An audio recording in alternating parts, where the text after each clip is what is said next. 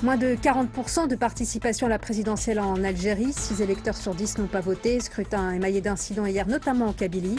La journée a été marquée à Alger par une démonstration de force du Hirak, le mouvement de contestation populaire. Analyse dans ce journal avec Karim Yayaoui. Bienvenue à vous tous et merci d'être avec nous. Les Algériens attendent ce vendredi les résultats du premier tour de l'élection présidentielle. Un scrutin marqué par une abstention record de 60%. Le taux de participation est le plus faible de toutes les présidentielles de l'histoire de l'Algérie. Une élection présidentielle qui s'est tenue après 10 mois de contestation populaire inédite. Récit de Cécile Adobati. Seuls 39,9% des Algériens ont voté, un taux historiquement bas. L'abstention est le grand vainqueur de cette élection. Un acte militant, le mouvement de contestation qui secoue l'Algérie depuis près de 10 mois, appelé au boycott de ce scrutin. Dans les rues d'Alger, les protestataires se sont livrés à une démonstration de force. Des dizaines de milliers de manifestants ont bravé un important déploiement policier pour dénoncer ce qu'ils considèrent comme une mascarade électorale. Votez pour qui? Ils nous proposent leurs 5 candidats, mais aucun d'entre eux n'est bien. Ces hommes ont tous été au pouvoir et ils ont tous fait de mauvaises choses. Ils ont vendu le pays. On n'est pas contre l'élection, on est contre ce gang. Des scènes de contestation aussi en Kabylie, une région secouée par plusieurs incidents. Un centre de vote a été saccagé, un bâtiment de l'instance électorale incendié. Des manifestations ont bloqué l'accès à un bureau de vote. Mais dans l'ensemble, le scrutin a pu avoir lieu à travers le pays. L'élection est importante pour moi, comme ça on sait qu'on a un président. Sans président, il n'y a rien. Pourquoi est-ce que je bloquerai mon pays? Je suis contre les personnes qui s'opposent à l'élection. Le camp d'Abdelmajid Tebboune, qui fut brièvement Premier ministre sous Bouteflika, revendique déjà la victoire, et ce, dès le premier tour. Certains parlent d'un possible second tour. Karim Yayaoui, on attend donc les résultats de cette élection présidentielle, mais on s'attend aussi à une nouvelle mobilisation massive ce vendredi dans les rues du pays. Sans doute, puisque la mobilisation ne s'est jamais arrêtée, même lors de cette journée de scrutin présidentiel. On avait le sentiment qu'il y avait plus de monde dans la rue que dans les bureaux de vote. Et cette manifestation, ce mouvement, le Hirak, va sans doute continuer, tout simplement parce que du côté des manifestants, cette élection n'avait aucune légitimité et que l'objectif premier, c'est véritablement un changement de système avec la disparition des vestiges de l'ancien régime. Et pour beaucoup de manifestants, les 5 candidats symbolisaient encore la pérennité, la présence de ce régime qu'ils veulent voir tomber. C'est vrai que du côté du pouvoir en place, on a redoublé d'efforts pour tenter de calmer la colère de la rue. Il y a eu toute cette vague d'arrestations, de jugements, d'hommes d'affaires, d'hommes politiques, mais tout ça n'a pas finalement rétabli la confiance. Exactement rétabli la confiance. Et ce n'est sans doute pas les 5 candidats qui étaient en lice qui allaient avoir les faveurs de ceux qui ont décidé de manifester depuis plusieurs mois déjà. Alors justement, qui sont les candidats ou le candidat proche de l'homme fort du régime, Gaïd Salah? Alors ces candidats ont tous été plus ou moins liés au régime à un moment ou à un autre en exerçant des fonctions plus ou moins importantes. Il y en a 2 qui ont été Premier ministre. D'abord Ali Benflis, au début du mandat d'Abdelaziz Bouteflika. Il a été aussi son directeur de campagne avant de devenir un opposant. Mais pour beaucoup d'Algériens, ce n'est qu'un lièvre qui a voulu donner un petit peu l'apparence d'une possible alternative à Abdelaziz Bouteflika pendant les années du règne entre guillemets d'Abdelaziz Bouteflika. Lui, il espère que la 3e fois sera la bonne. Il espère que la 3e fois sera la bonne. Il a 75 ans, mais ce n'est pas forcément lui qui a le vent en poupe ces derniers temps. Il y a Abdelmajid Tebboune qui, lui, a été à maintes reprises ministre dans des gouvernements successifs pendant la période Bouteflika. Il a été aussi Premier ministre en 2017. Et lui a une particularité, c'est qu'il a été présenté ces derniers temps comme le candidat soutenu par Ahmed Gaïd Salah, même si ce dernier explique que l'armée ne soutient strictement aucun candidat. Il a été Premier ministre pendant un laps de temps assez court, parce qu'au moment où il a été Premier ministre, il a expliqué qu'il voulait mettre fin à la corruption, à s'en prendre justement à ceux qui se sont enrichis sur le dos de l'Algérie. Mais c'est vrai que ce discours, s'il a pu prendre un certain temps, n'a pas convaincu une bonne partie de la rue algérienne. algérienne et beaucoup l'assimilent tout de même au système, étant donné les fonctions qu'il a pu occuper par le passé. Il a eu une campagne très difficile. Son directeur de campagne l'a lâché quasiment au début de la campagne. Oui. Deux hommes d'affaires qu'on disait proches de lui ont Omar été Alilat, exactement ont corruption. été inquiétés par la justice. Il y a aussi son fils qui est inquiété dans une affaire de trafic de drogue tonitruante du côté d'Oran. Tous ces éléments font que du côté de la rue algérienne, on a bien du mal à l'imaginer en monsieur propre capable de rétablir le pays. Il y a aussi un autre candidat, Mihoubi, qui a été lui ministre de la Culture. Il a été soutenu par le FLN. En tout cas, le FLN a annoncé vouloir le soutenir. C'est peut-être celui qu'on a présenté comme ayant le vent en poupe, mais ça ne signifie strictement rien tant les jeux restent ouverts. C'est un intellectuel, un écrivain, mais pour une bonne partie des manifestants, il incarne tout de même le régime puisqu'il a été ministre. Il y a aussi Ben Grina, lui, qui fait partie du parti El-Minna, le candidat islamiste, qui longtemps a gravité autour de Nahnah, l'ancien leader islamiste. Lui, il explique qu'une bonne partie des islamistes algériens, notamment ce qu'il reste du fils ou des sympathisants du fils, le soutiennent, ce qui n'est pas du tout ce que du côté des sympathisants du fils on refuse, on réfute. Lui a des positions assez traditionnalistes, on va dire. Lui aussi a participé à un moment en tant que ministre du tourisme à un gouvernement ces dernières années. Et puis il y a Belaïd, qui lui est un ancien cadre du Front de Libération Nationale, qui a créé son propre parti en 2011, Al-Mustaqbal, mais ça n'a pas du tout suffi à faire de lui un opposant, bien au contraire, puisqu'il a toujours gravité autour du pouvoir. C'est un apparatchik en quelque sorte, mais lui a très peu de chances de s'imposer. 5 candidats, 5 hommes. C'est pas tout à fait à l'image du mouvement où les femmes jouent un rôle important en Algérie. C'est vrai, ce n'est pas du tout à l'image de ce mouvement où les femmes sont en première ligne, où elles manifestent, où elles s'organisent. Ces 5 hommes ne sont pas du tout à l'image de ce que veulent ces manifestants. Et c'est vrai que cette élection, en quelque sorte, n'a strictement aucune importance pour eux, puisqu'ils aspirent à un véritable changement de logiciel, à revenir au fondement même de la révolution algérienne, avant même le déclenchement de la guerre en 1954. Avant cela, il y avait un certain nombre de partis politiques qui œuvraient justement pour une solution politique et pour que l'Algérie gagne son indépendance par la politique.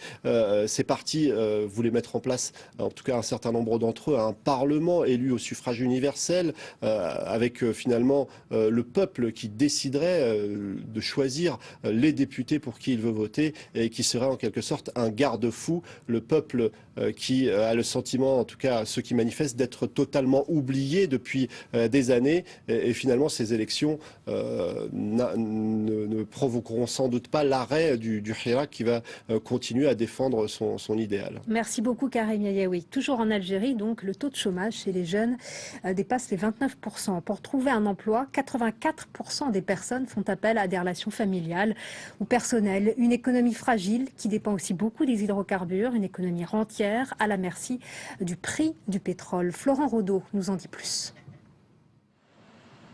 Avec ses 12 milliards de barils exploitables, l'Algérie fait partie depuis longtemps du top 20 mondial des exportateurs de pétrole.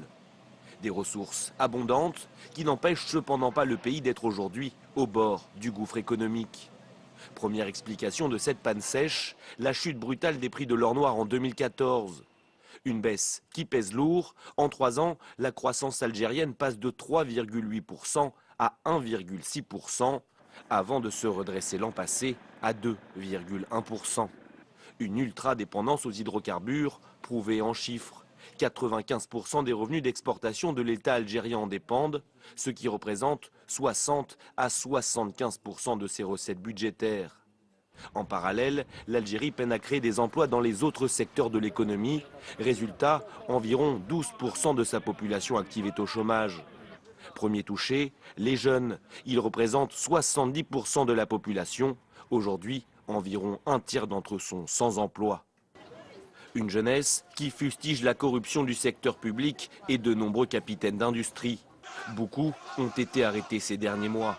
Selon l'indice de la perception de l'ONG Transparency International, l'Algérie se classe 105e sur 180 pays. Mobilisés depuis le 22 février dernier, les manifestants réclament une diversification de l'économie ainsi que le départ de l'ensemble de leurs dirigeants. Difficile pour le moment d'obtenir des chiffres sur les retombées économiques de cette contestation inédite. Une chose est sûre, l'incertitude politique fait tourner encore plus le pays au ralenti depuis près de 10 mois. Avec la naissance du Hirak, ce mouvement de contestation populaire, l'armée est sortie de l'ombre d'où elle dirigeait le pays. Car depuis l'indépendance de l'Algérie en 1962, les militaires ont toujours exercé un rôle politique, ce que refuse aujourd'hui une grande majorité d'Algériens, comme nous l'explique Adel Gastel. L'implication de l'armée algérienne dans la politique remonte à la guerre d'indépendance. Très vite, les militaires écartent les politiques. Au sein de l'armée de libération nationale, ALN, les avis divergent aussi sur le commandement. Une lutte interne permet au chef de l'armée repliée derrière la frontière marocaine de prendre le pouvoir, dirigé par le colonel Houari Boumedienne, Mohamed Boukarouba de son vrai nom. Du côté français, c'est aussi un militaire qui va régler la question algérienne en choisissant une solution politique, le général Charles de Gaulle. Et c'est la logique militaire qui va permettre à Ahmed Ben Bella de devenir le premier président de l'Algérie indépendante, soutenu par l'armée des frontières. Pas pour longtemps. Le ministre de la Défense, Houari Boumedienne, renverse Ahmed Ben Bella en 1965. En 1979, Boumedienne meurt. Les hauts gradés choisissent l'un d'entre eux pour lui succéder, le colonel Chadli Benjedid. Il dirige le pays jusqu'à l'apparition des islamistes comme force politique sur le point d'obtenir une majorité parlementaire. Les militaires décident alors d'arrêter le processus électoral en 1991. Ils poussent Chadli Benjedid à quitter le pouvoir et font appel à un ancien symbole de la guerre d'indépendance en exil au Maroc, Mohamed Boudiaf. Moins d'un an plus tard, il est assassiné. L'Algérie entre dans un cycle de violence qui va durer une dizaine d'années. Assassinats d'intellectuels, d'artistes et de journalistes. Massacre de civils. Petit à petit, l'armée neutralise les groupes islamistes armés. Le pays est alors dirigé par Yamin Zeroual, ex-ministre de la Défense. L'ancien ministre des Affaires étrangères sous Houari Boumedienne, Abdelaziz Bouteflika, arrive au pouvoir en 1999. Il sait que sa marge de manœuvre est réduite face aux militaires, mais il parvient à s'imposer. Il restera au pouvoir une vingtaine d'années, allant jusqu'à briguer un 5e mandat présidentiel malgré son mauvais état de santé. Les Algériens expriment leur colère contre le régime dans la rue en février 2019. En réponse à ce mouvement populaire, de hauts responsables sont arrêtés. Depuis la chute de Bouteflika, l'homme fort de l'Algérie est le chef d'état-major des armées, Ahmed Gaïd Salah. Et puis sachez que les autorités algériennes n'ont pas souhaité délivrer de visa et d'accréditation à nos journalistes. Elles ont également interdit toute transmission pour France 24. Le camp d'Abdelmajid Tebboune, qui fut brièvement Premier ministre sous Bouteflika, revendique déjà la victoire, et ce, dès le premier tour. Certains parlent d'un possible second tour. Bonjour Nasser Ketan, merci d'être avec nous. Vous êtes président de Beurre FM. C'est une élection dont la légitimité est faible, vu le taux d'abstention. Oui, parce que bon, on parle de 39%. Bon, c'est probablement un chiffre un peu gonflé. Parce que on sait très bien que c'est beaucoup moins que ça. Mais qu'est-ce qu'on voit? On voit que les deux camps sont face à face. Plus que jamais. Donc avec le pouvoir algérien qui maintenant veut installer la présidence parce que il est confronté, l'Algérie est confrontée quand même à deux éléments de déstabilisation très importants. Au Sahel, vous savez ce qui se passe avec tous les attentats, l'Algérie est entourée par 5 pays qui sont dans une relative instabilité, et puis une situation économique qui va vers l'effritement, vers l'effondrement. Il reste plus que 55 milliards de dollars de réserves de change, donc 2 ans d'espérance, avec une croissance en berne, avec des importations sur l'alimentaire. L'Algérie importe son lait, elle importe son blé, elle importe tout. Donc l'institution, le pouvoir algérien se trouve confronté à cette situation. Donc il manipule, il joue de ressorts traditionnels depuis l'indépendance. Donc il construit un pouvoir qui va lui permettre, vis-à-vis des chancelleries Algérie internationale. Bon, la crédibilité sera probablement pas au rendez-vous, mais en tout cas d'être un interlocuteur.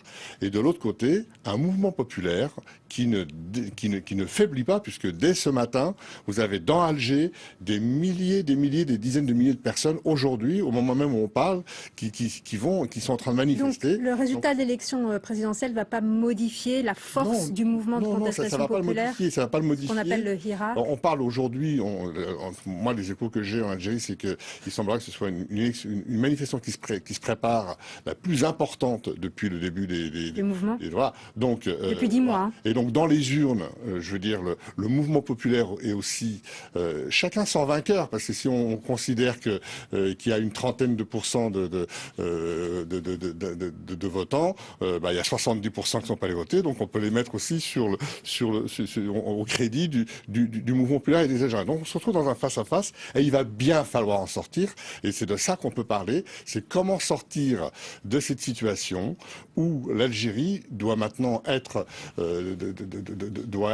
un grand pays alors, quelles initiatives, autonome. en dehors des actions répressives qu'on a commencé à voir, quelles initiatives pourra prendre le nouveau président pour diviser ou calmer le mouvement ?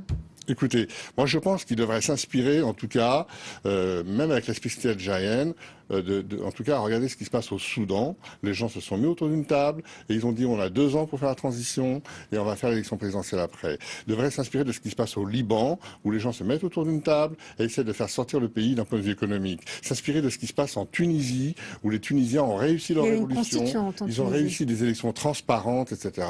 Aujourd'hui, il y a une crise de confiance du peuple algérien dans les autorités.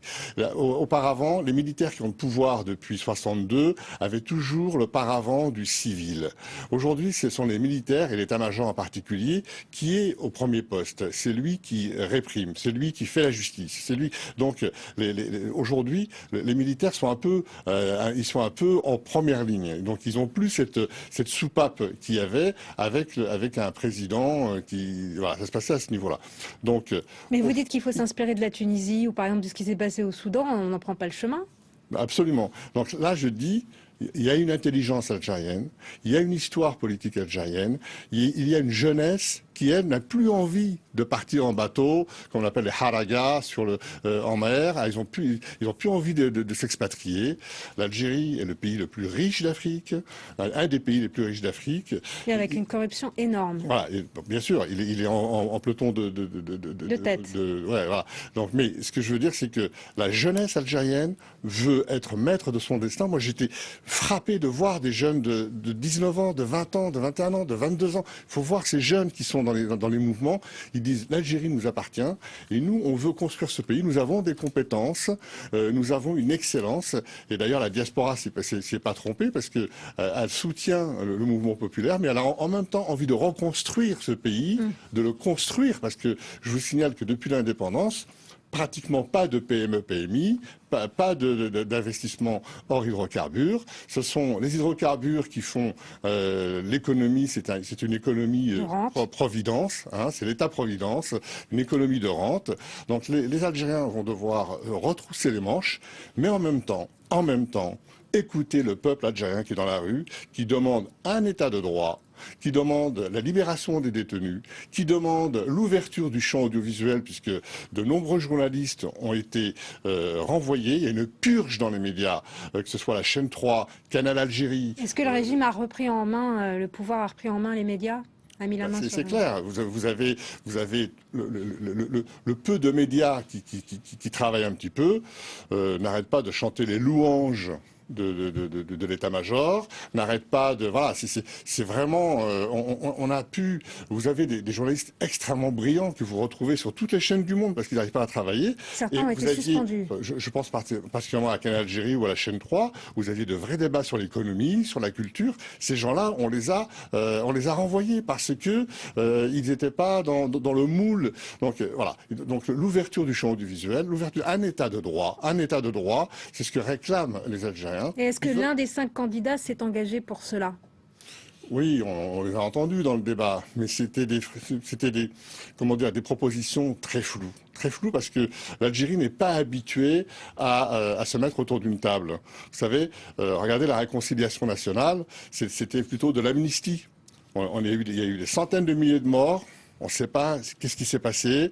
Il n'y a pas eu de débat autour d'une table. Les médias n'ont pas fait de débat. C'était une amnistie pure et simple des islamistes à qui on a donné des postes, ils ont occupé toute l'économie informelle. On amnistie. Il n'y a pas de vrai débat. Il n'y a pas de transparence. Donc aujourd'hui, dans le mouvement Hirak, il y a des gens éminemment compétents qui veulent se mettre autour d'une table. Et je crois que ce serait toute l'intelligence de l'état-major de revenir à l'ADN de la révolution algérienne, le congrès de la Soumam, qui a demandé la primauté du politique sur le militaire. Donc aujourd'hui, dans l'armée, les Algériens aiment leur armée. Donc ils ne l'assimilent pas. Peut-être pas la hiérarchie militaire, c'est différent. Voilà, les Algériens n'assimilent pas l'armée. Moi, j'ai coutume de dire que l'armée algérienne, c'est son peuple. Vous voyez, c'est le peuple algérien. Rien ne menace l'Algérie. Je veux dire, les Algériens vont se lever comme un seul homme pour sauver leur pays ou le défendre. Ça, c'est clair. Mais les Algériens ne mélangent pas tout. Et donc maintenant, vous savez, il y a eu une purge à peu près de 300 militaires, généraux, colonels, commandants. Gaïd Salah a fait un peu un nettoyage.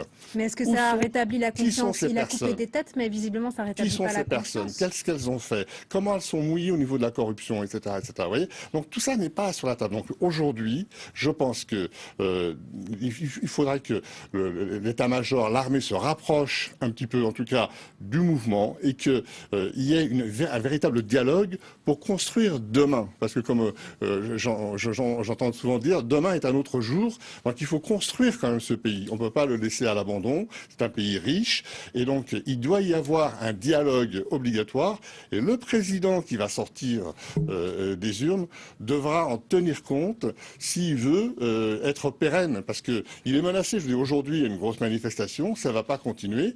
Je veux dire, on a aussi ensuite l'Assemblée nationale, le parti, le FLN, c'est un parti qu'il faut mettre au musée. Le RND n'existe plus. Il va falloir réinventer une activité politique. Les indépendants florissent un peu partout. Donc il va falloir trouver une chambre à l'Assemblée nationale. Il va falloir trouver des structures intermédiaires comme le Conseil économique et social, comme le Conseil constitutionnel. Il va falloir revivifier toute cette architecture administrative et politique algérienne. Et ça serait tout à l'honneur de l'armée algérienne de trouver une solution. Et qu'aujourd'hui, que réellement les civils dirigent ce pays dans un état de droit, dans une vraie démocratie, seule façon de réaliser la vraie indépendance du pays. Merci beaucoup Nasser Ketan d'être venu, merci pour votre analyse. Et puis sachez que les autorités algériennes n'ont pas souhaité délivrer de visa et d'accréditation à nos journalistes. Elles ont également interdit toute transmission pour France 24. Nous regrettons bien sûr